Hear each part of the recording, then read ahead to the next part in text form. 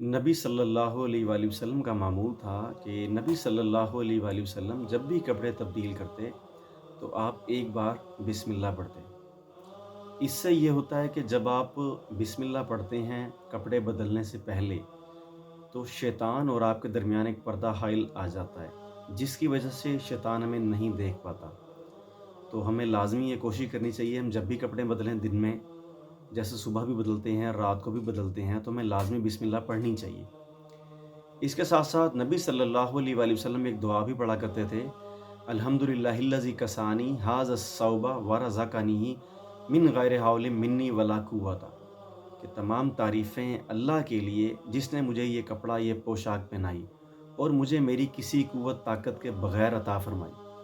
तो हमें कोशिश करनी चाहिए कि हम लाज़मी इन दुआओं को याद करें, क्योंकि कपड़े आपने रोज़ाना बदलने होते हैं। जैसे आप सुबह दफ्तर जा रहे हैं, दुकान पे जा रहे हैं, कहीं भी जा रहे हैं, आपने कपड़े अपने तब्दील करने होते हैं। इसी तरह जब आप रात को सोने से पहले अपने कपड़े लाज़मी तब्दील करते हैं।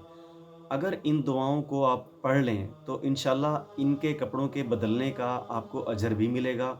ये अमल आपका बाइसे अजर बन जाएगा। तो हमें लाज़मी कोशिश करनी चाहिए कि हम खुद और घर वालों को लाज़मी इस बात की ताकीद करें कि इन दुआओं को अपनी ज़िंदगी का मामूल बनाएँ। इंशाअल्लाह इससे हमारी ज़िंदगी में भी यकीनन बरकत हासिल होगी।